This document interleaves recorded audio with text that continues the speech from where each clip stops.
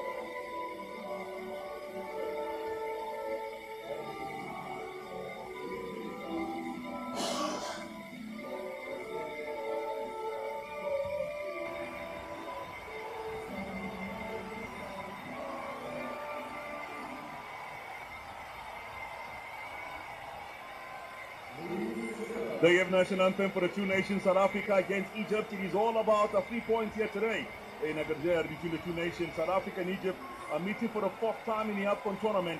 The previous 3 meetings have been won. 2 have been won by Egypt and 1 won by South Africa, which is the last meeting between the two nations. And it was in Egypt, Egyptian soil, when South Africa walked out victorious by 1 goal to the last 16. It was the match when the Temminkosi Lodge found and scored the only goal of that particular match. But it was a more of a revenge for South Africa, having had lost against the Egyptians as host in 1996 in South Africa in Johannesburg by 1 goal to nil. Then 1998, the match in the final, the man in charge of the Egyptian national team, Osama San, was a joint top scorer with Benny McCarthy that year in 1998 as South Africa finishes runners-up behind the Egyptians, where they won by 2 goals to nil. And the goal scorer Ahmed Hassan, the man who held a record for being the player with the most caps in Africa before Janine van Beek arrived. 184 caps overall is what he had. He scored a goal. Tarek Mustafa scored the other goal, 5th and 13th minute. Thomas Sona, the man in charge of the team, and South Africa lost that final. And it will have been, from then onwards, it's been regression from South Africa from there, from winning it and being runners-up and finishing 3rd. It all went down from there onwards after that particular matches. Yeah, and we remember how we just talked about the regression, and that is still, from 1996. But that being said, that was exactly happening in in Burkina Faso, and that was one of the most famous when Hassan Hassan was a hitman in these politics. That was the record for the most goals scored by a player from the Egyptian point of view, but Mo Salah is just behind. When you talk about a goal scoring line for the Egyptians, he's really trying to close that gap. Mo Salah scored in his 5th AFCON in a row when he scored in a game against Zimbabwe. They won by 2 goals to 1. Today's match number 480 for South Africa. He's returning to international football in 1992. And of the previous 479, they've won 212, they've drawn 148, and they've lost 119 matches in totality. But it has been the problem of winning back-to-back matches at the AFCON tournament for the South Africans for the longest of time. They were trying to do that, something that really struggled to do of late.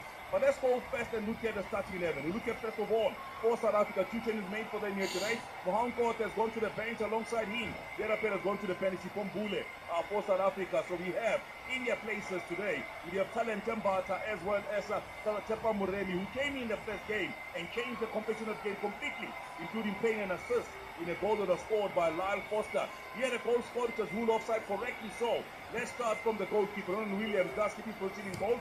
Kuli Somu down the right-hand side of the field, Obimudiba coming in, Siabonga Ngezan alongside Begeza Limbogazi. They've got Pepelo, Smith Sauce tall in the middle of the park, alongside him Steve Mukwen as well as Austin Apollos and Talent Mbata to talk about. Tepa Muremi as well, Lyle Foster. Those are the players starting here today from a South African point of view. On the bench, Sipho Mbule, Mohamed, they've got Batusi Obas, Elias Mukwana, Samuel, there is some Kabini on the bench, Sipho Chain. Other players to talk about, Kulumani and Damane. They also have Evidence Makopa, Tabam Matuluri. They've got Tabo Brendan Muluisani. Those are players who be add on when they look at things going forward from a South African point of view. Those are the players. We've been brought in as standby players, by the way. The likes of Ikram Reina, to mention a few of those from a South African point of view. And the likes of, those are the players that have been sitting out for this one here. Let's talk about the Egyptian Mafia. They've also made 2 changes. One of those, the first one, because Ashur got injured in the first game, they took it of Emma Mashur, as well as the other player that has gone to the bench. It is Osam Abdel Magit. Abdel Salam has gone to the bench as well. He's a defender. And in his place we have Rami Rabia. We all know him from the days of Al. He's now playing football for Al Ain. And then he's a team that is based in UAE that is playing football in the moment. We'll start from a goal to Mohamed El Sanawi in goals. Mohamed, that is Hani coming in. Mohamed, there is Mohamed Hamdi among the defenders, and there's Rami Rabi as well as Yasser Ibrahim. They've got Marwan Atia, a very crucial player for them. Hamdi Fati coming in as well. They've got Zizo, who's in the starting 11. He came in as a sub and changed the game completely. Mohamed Salah coming in first again. Omar Mamouche, another player to talk about the starting 11 on the bench. They've got Imam Ashur, they've got there is Osam Abdel Magit, the man who was starting the previous game. Mustafa Mohamed, they've got Ahmed Fatu amongst other players. Ibrahim Adel, they've got Monad, Mohanad, there is Rashid. They also have there is Al Shinawi, other one, Ahmed Al Shinawi, Nazer Al Shinawi, another goalkeeper. Mustafa Fati, Mustafa Shabir. They also have Mohamed Shobi. They've got Khalid Shobi, and the many players I mentioned earlier on. It is none other than Hossam Hassan, his twin brother Ibrahim Hassan also played football at the right back. They were unbelievable. 177 caps, 69 goals that he's scored for the Egyptians. He's a top scorer for them, not only in the AFCON tournament, top scorer all as well over and everything else matter. Interesting enough is when you reference to Bafana squad, it is emphasized to the fact that there are 2 changes. And the 2 changes are obviously brought to the fact that the coach wasn't impressed at all. He mentioned in the press conference that the pace was too slow in the first half and he doesn't understand why the players were so slow, but he was happy with the second half the inclusion of Kubata and Muremi. And as you rightly said, Muremi scored that disallowed goal, but the pace was kept up. So simply, today he just wants us to go to the Egyptians with pace and see if they can. The long ball played in this time over the center, collected by Sporde. Center circle for South Africa under pressure, gives away the ball. Mohamed Salah goes in wide towards the right-hand side. And they're standing by, it is in Ngezana, who gets the ball back for South Africa. Playing the ball to Kuliso Mudau. Mudau finds Muremi back towards Mudau. Mudau middle of the park, playing the ball towards Kitole. For South Africa in your own half of the field. We're going to try to hook one forward here, South Africa. Close down, just back again. Ngezana to Ronan Williams in goals. He had a brilliant save in the previous match against the Bola. 2 brilliant saves. It was for Williams. It is the long ball taken this time by Mudiba. Into the center circle, collected on the right-hand side. Talent Mbata for South Africa. Playing the ball wide to the right-hand side. Rami Naker, Kuliso Mudau gets a return ball. Bafana, cut back. Collected outside the penalty area, into the penalty area. Mbata goes in wide. Shot coming in. And then easily collected by Shinawi. That's what Coach It was a close one. Did you see how quick they got into the last third of the Egyptians? And that's what the Bafana that group works on. And he just says, I need you to be just pacey as this. But then, we have to look back before we go further into this game, into both teams. We spoke about Bafana like the pace of the best of time. Egypt, they were very shaky at the back. Zimbabwe could have taken them to 3 minutes. And Zimbabwe, for me, I mean, I was surprised the fact that they set back and they never really took the game to the Egyptians and allowed pressure and eventually conceded those 2 goals against the Egyptians as the game ended up with a 2-1 win to the Egyptians. Ball played back to Ronan Williams. We're shooting the ball now towards the left-hand side of the field. Played back now again. The first game today for the man in charge, by the way, in the AFCON for this year. He's been in charge in previous competition, but this year, this is his first match of the AFCON tournament. Ball played wide to the left-hand side of the field. The venue for today's match will host a total of 8 matches. This is the second of the 8 matches, including some matches in the knockout phase 2 in the knockout phase side. The first game was the game that was, so today's one is the third one, because even the Cameroon game, the Cameroon won by 1 goal to nil. They also played the same game now. It says again, that's the ball inside, cleared away by South Africa, connected wide. It is Muremi in possession. Finds the ball now towards Mudiba. Mudiba's long ball played in and a push. And the ref has given a free kick against Lyle Foster. He is well washed, Lyle Foster. They know how dangerous he can be. Plays football in England alongside the likes of Salah of this world. He was holding on to Pati's jersey. And the ref picked to point out a free kick given. 81-year-old Hamdi Fatah Pati. Yes, playing in the moment for Al-Ali on loan.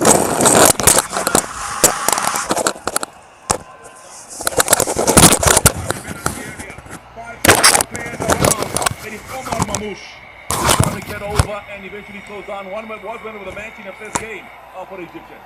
Yeah, Mamouche just chose the wrong defender. He chose Mudau and he just closed him down to the team. How do you man your lines, Mapa? Because you know that Mudiba like to overlap, the same as Mudau on the right hand side for South Africa. How do you want to keep track of the 2 players who want to come in, I think, for both wings of the Egyptians? In fact, there's one thing that I've just picked up with Mamouche and Salah on the left. It's going to be interesting to see whether Mudau and Mudiba will overlap. But interesting is, I've noticed that they're not overlapping yet. They still get glued to their men. It will be silly of us to let Mudau go up all the time because we will be punished. The ball collected by Ngeza, it collected here by Mbogazi to the goalkeeper, Ronan Williams. We take the ball wide to the left-hand side. It is a long one ball. This one played in on the left-hand side. Muremi took his eyes off the ball for a second there. The spin was beautifully for him to try and get to it. And he's not happy with the supply. Mbogazi is known to put those good one, Mafa, cross-field passes from him. He tried to put on the line. It didn't really work out this time. Yeah, and tried to push onto the man that he knows well, you know, and from top level. And Moremi didn't get to the ball. But interesting to notice, Brian, that the ball that he ran for, that's Moremi, is the one that Mudiba could have ran to. But he stays from the halfway line. He can't go too far. Gone over the center line this time. There is Mudiba. And a challenge coming in from Hani to get the ball out. They know each other very well. Hani plays his football for Al-Ali. So there's a few matchups which will be very famous and popular in the startup. Rabia Rami, he knows South Africa very well. Mamelodi Sundowns in particular, to be precise. Because you remember the mistake they made when Sundowns were to win their game against them. He was still at Al-Ali before he made a move in Sundowns in route to them qualifying for the final. There are a few Pyramids players also in this Al-Ali side. Here's the ball played wide to the right-hand side. Nice one to Mbata. Get the return ball. Nice one. Kicked into the penalty area. Chance in for a cross to be played in. Lyle Foster in possession. Close down. Whoops in hand. Coming into the penalty area. Headed back to the goalkeeper. That is good composure from a defender to head the ball back to his goalkeeper to restart play the back. Zizo coming to help on in defense as well here for the side of the Egyptians. Yeah, in fact, Zizo is the man that changed the face of the game of the Egyptians when he came on a second half in their opening game against Zimbabwe. He's got pace. He will be a nuisance up front. And that is why the coach has started him. That is actually being he started his football playing in his own country there, playing for Wadi Dekla. At under 23 level, then he went on to play football in Belgium. Went to loan stint playing for Nacional in Portugal before eventually joining the team. Moreirense, the team that he played for before, coming back to Egypt where he currently playing for Zamalek. And he will really know a thing or two about Sitol in the middle of a park because he he was in a position to him when he was still playing his football in Portugal. Here's the ball collected. It tries again on the left-hand side of the field for the Egyptians. Doing a ball shot this time on the left-hand side in their own half. The Egyptians over the center of the ball. They're forced back into their own half once again. Ball collected here by Yasser. Yasser goes in wide to the right-hand side of the field. Zizo coming to collect from deep here. So Egypt sends a long ball forward. Run on the shoulder here, Mohamed Salah. But the ball just skips off the ground and goes off. And the duel come in as a throw-in. There's something that's happening, Mark. The ball, as soon as he tries to swing it, when he hits the ground, it changes direction. Yeah, that's the same thing that happened now with the ball was played in by Bogati. Yeah, I think it's just technique. They did it with the outside of the boot, and then that is why it took a slide. And that was a big sway. That is the ball that was delivered to Salah. But have you noticed something, Brian? The man that you spoke about, Trezeguet, he was to continue where he left off against Zimbabwe. Wasn't it brilliant? Was indeed. I mean, he had a wonderful game. Ball fading wide to the right-hand side of the field. Straight shot. This time around, it is collected by Mbata. Pickpocketed in the middle of the park here. Pickpocketed by the Egyptians.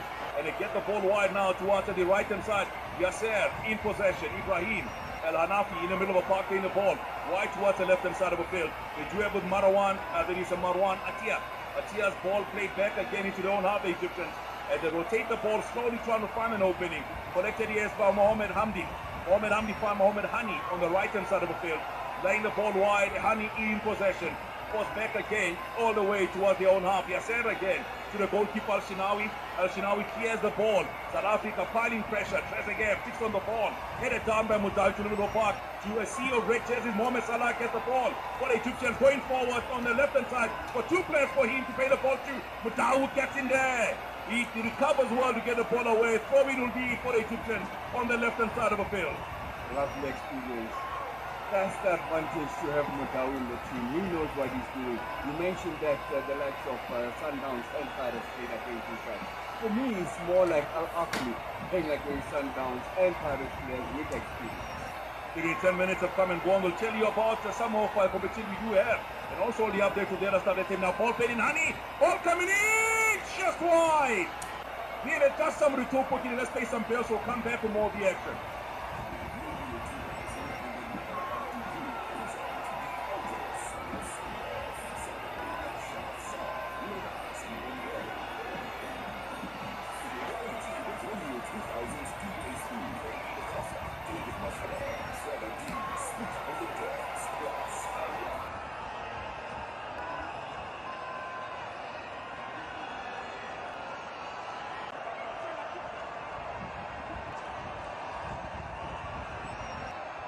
Back still, the goal is the score line. Really, taking that it was there for the Egyptians to try and find the opener. Luckily for South Africa, that the ball was not kept into the back of the net. What a chance it was for Egypt. Ball connected again, sent long over the center of Ashur. In fact, it is Omar Mamouche. Ashur is on the bench. And then ball one here by Mudau does well. Collected by Stroller. Back to the goalkeeper, Ronan Williams. For Bafana. Playing the ball wide towards the left-hand side. It is indeed to do have our first winner as far as the PlayStation 5 is concerned. South Africa gets the ball going forward. Let us congratulate the man that won it. Issa Loth is the man that actually won the first one. So congratulations to the winner. And won a PlayStation 5. Tell you more details on how you can get involved and be able to win yourself one of those as well. There's still 4 PS5s to be won still. All you have to do is simply download the SABC Plus app, follow the instructions, and you could be our next winner. It's game on everywhere. T's and C's apply. Yeah, Brian, I'm still recovering from that moment where the ball was played on the blind side. And Moremi didn't see what was happening on his shoulder, and we were almost punished. Salah and Trezeguet couldn't get to the end of that cross. Here's the ball fading to the penalty area for South Africa. Pass again towards Mukwena. Mukwena plays the ball to Ngezana finds Puliso Mudau. Mudau finds Mbata on the line. Mbata goes around his marker and the ball is going to play. According to the referee, they've just gone around his marker. There is Puliso Mudau under pressure. And Atia was closing him down. And in fact, it was a great move here for Mudau. In fact, Mbata there trying to go forward for South Africa. Marwan Atia was watching him. Here's a ball collected on the right-hand side, Hani for the Egyptians. Played back towards Yasser. Yasser looks up, whoops it one over the center this time. Daoud standing by, has the ball down only as far as Salah. Salah sends the ball back towards his own half once again. And Rabia will get there. El Shinawi will restart there, the back, playing the ball towards Rabia. Rabia looks up on the left-hand side of the field. Nice one, played in short again towards the center circle this time. Atia calling for it. Atia gets a return ball this time. That's again. Falls back again into his own half, playing the ball short. This time outside the penalty area collected. It is Hamdi this time for the Egyptians. And this one over the center half. Mohamed Hamdi and Paul all the way to Ronan Williams in goals. What do you make of the game so far, Mohamed? They still sort of checking or sizing up each other. And South Africa is still standing for their own. Yes, Egyptians are favorites to dominate, but we are just not easily dominated. They're in charge, they can kick the ball, they knock it around. I like this kind of confidence because the Egyptians know that South Africans are not a pushover. So it's a game that is very balanced so far. Here they come now, ball collected by Mbogazi, playing the ball wide on the left-hand side of the field. To Wata Mudiba, back to Wata.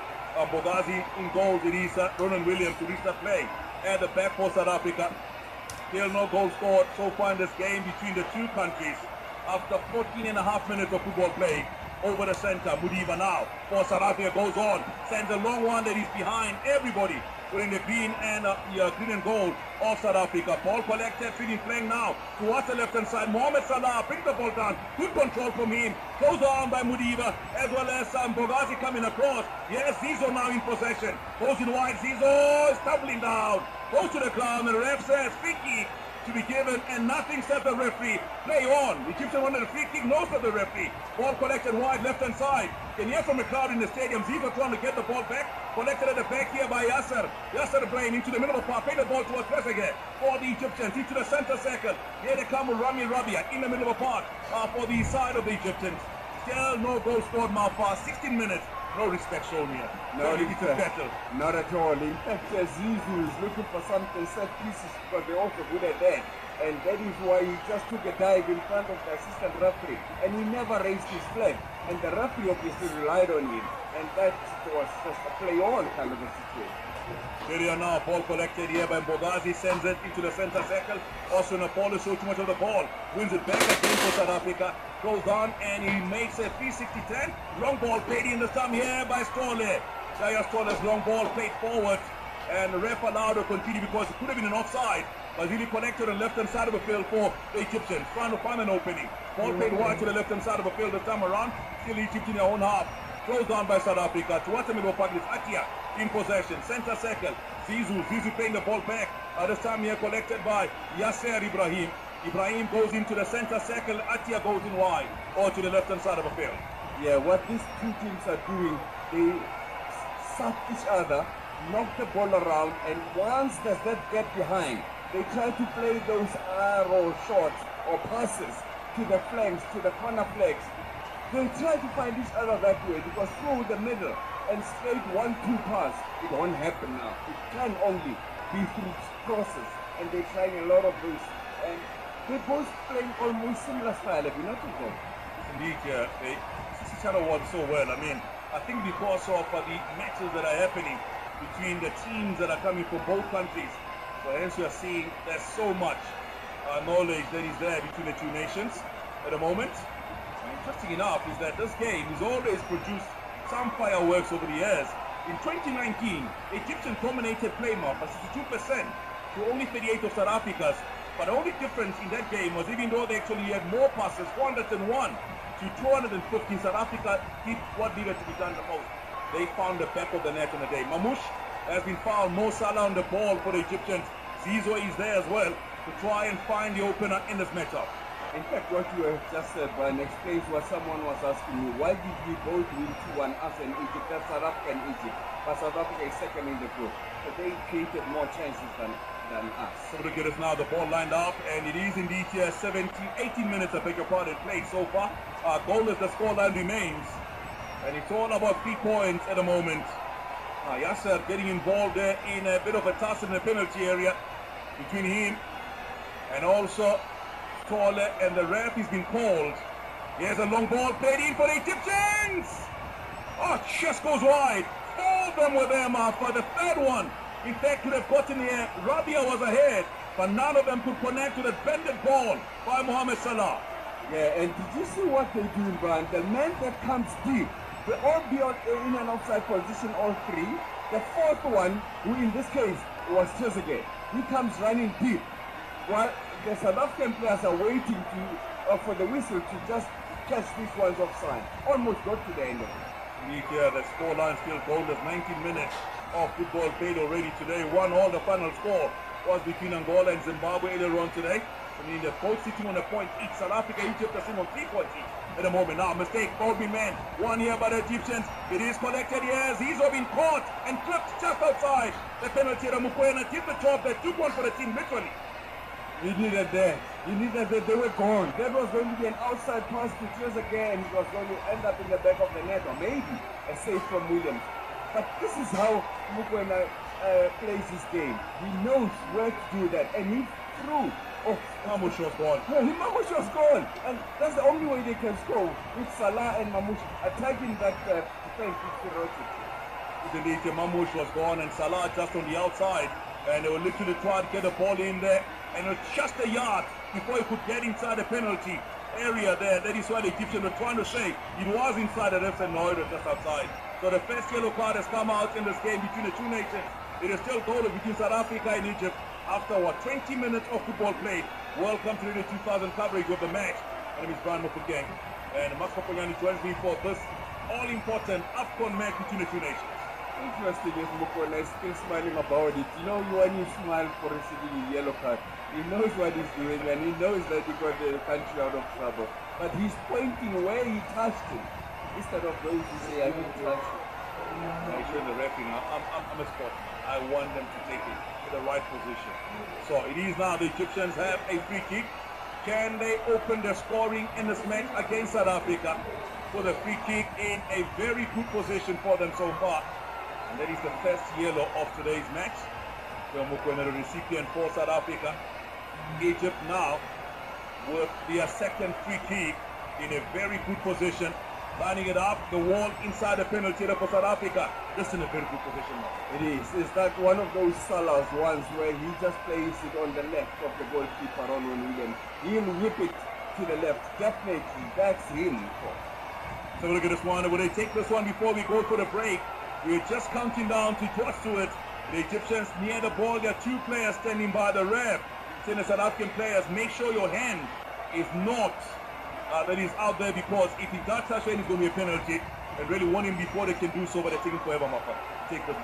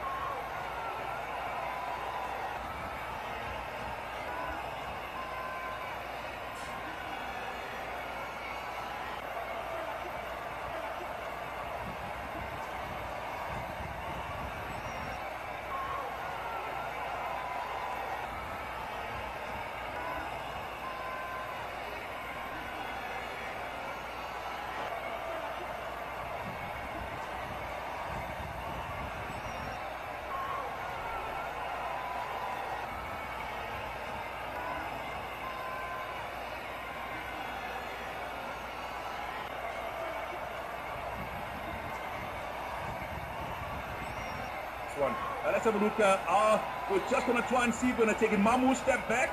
Salah standing by. They're all waiting to take this one. Now we won't make it. Here they go in. Let's pay some bills.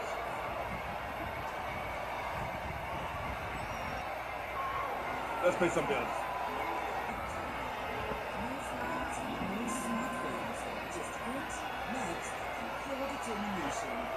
Race Across the World Season 3 is back, and the stakes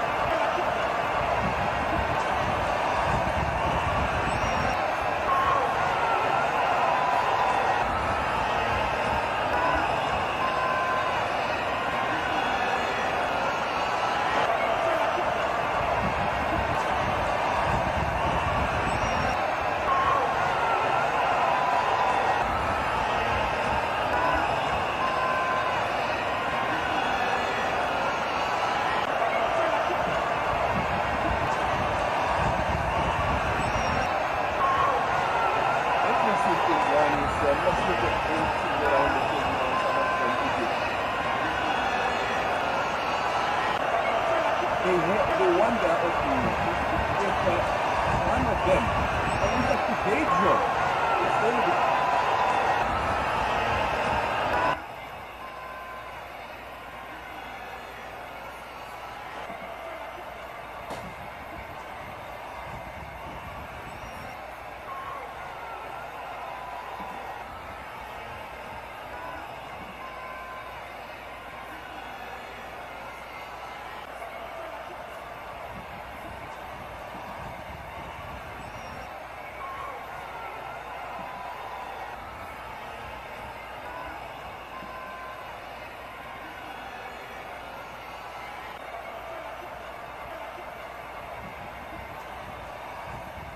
And that's what the coach wanted.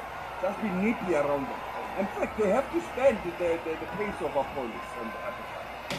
Indeed, yeah, opponents today came on the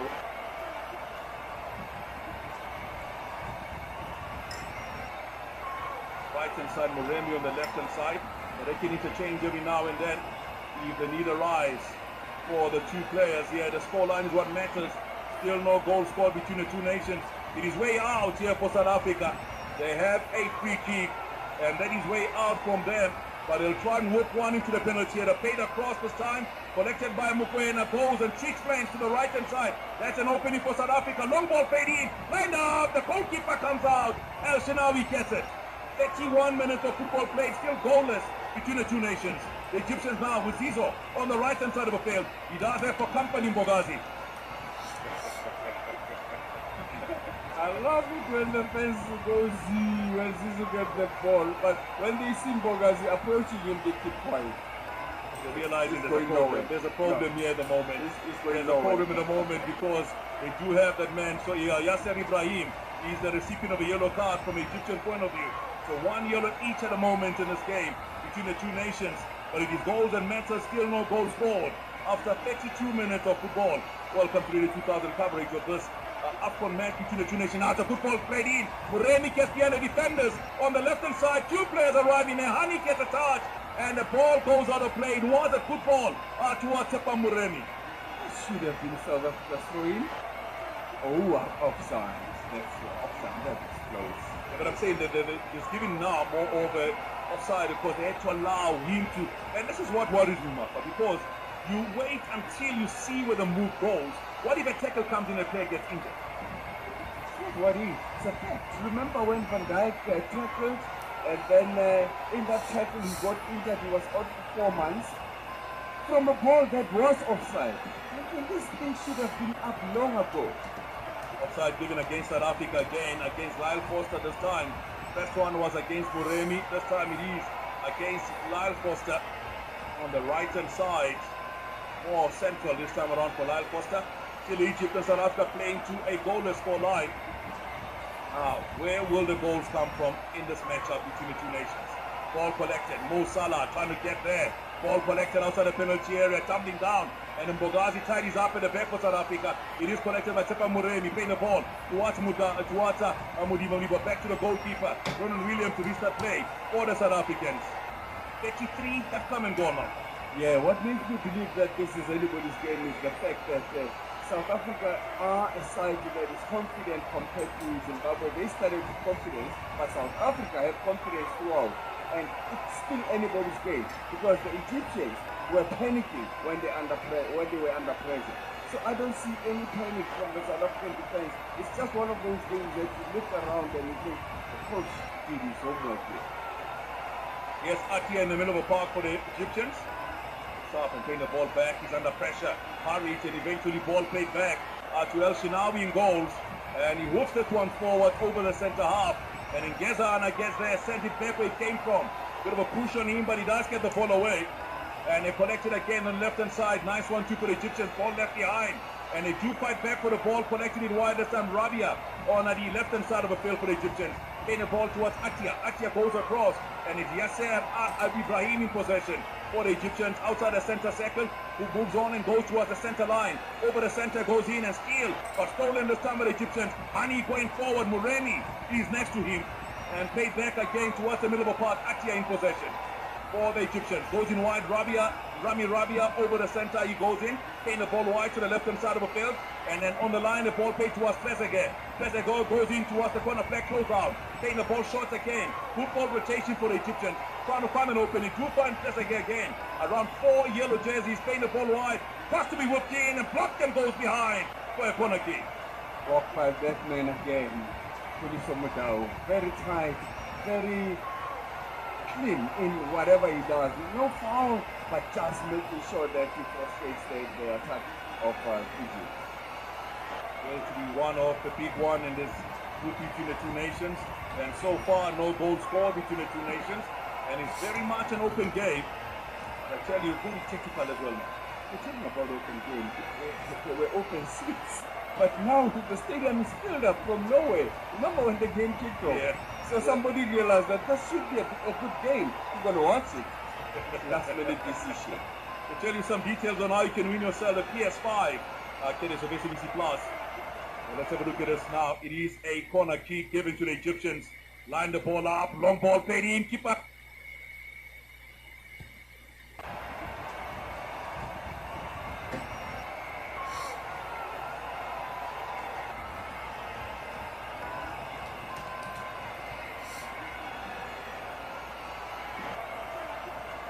Then he never headed away this time by Angezana, who does kept the ball away. Costa coming back to help out as well in defense. That is one game of Sinobis. I mean, even the previous match, the goalies.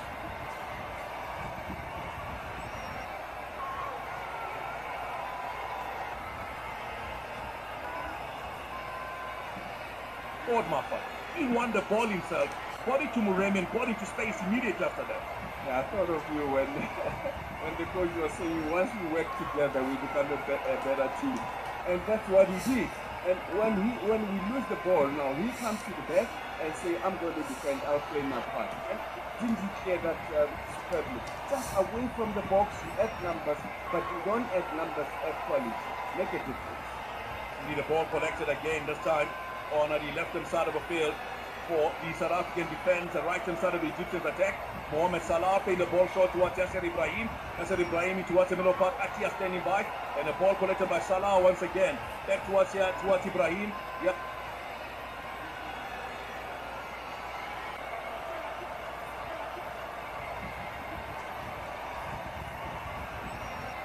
Yasser Ibrahim, he looks up, and supports are coming for him on the right-hand side and left-hand side. But he plays the ball towards Ati in the middle of the park. He goes across onto the left-hand side where Rami Rabia is standing by. Ball possession squarely in favor of South Africa at the moment, but the ball played short again. Collected by Mamouche.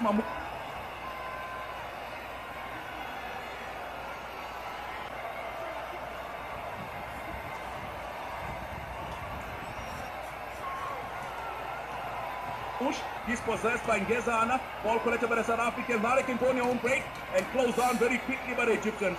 Immediately they get the ball back. So the Egyptians win the ball back wide from Zizo. Zizo's ball collected here by Hani to Salah. Salah looking up, close down.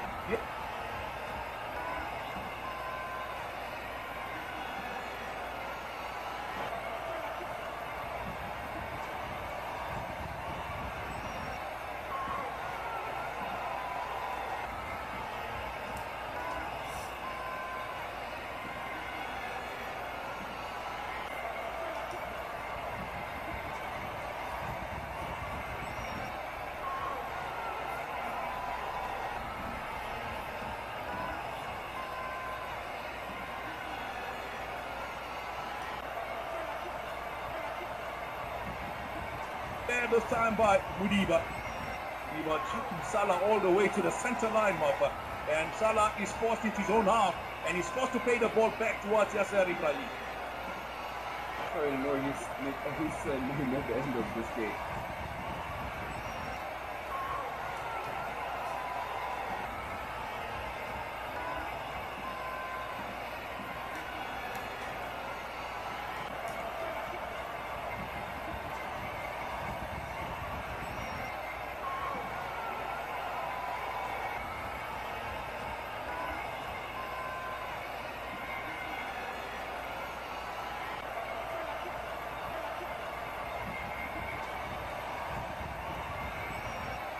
the catch-22 there, because it was indeed, the hand was stretched out, caught him on the side.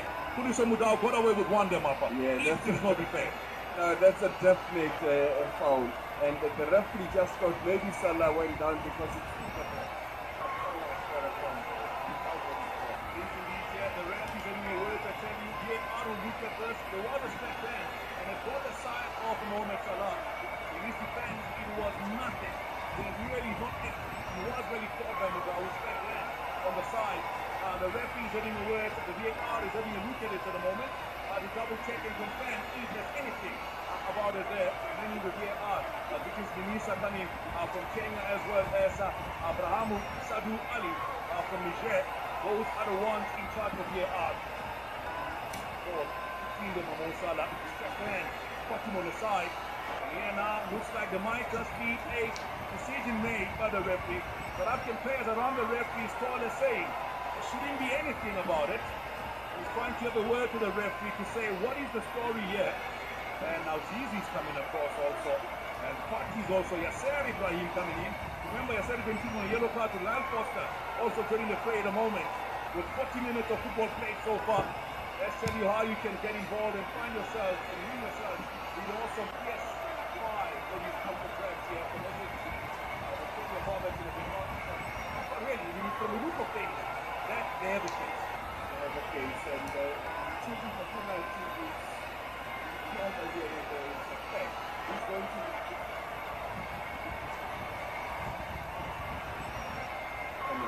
because that hand was not on Salah's chest, was right poking his eyes, and that is a problem. AFCON ACC class giveaway football, the fever is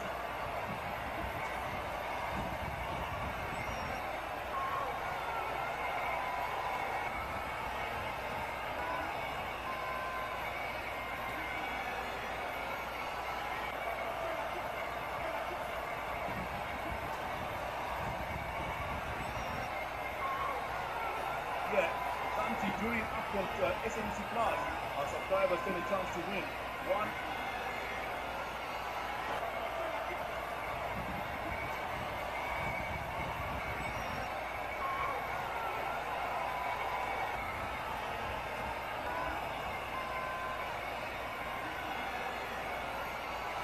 Of 5 PlayStations. There is 5 consoles every week. One already given away, so 4.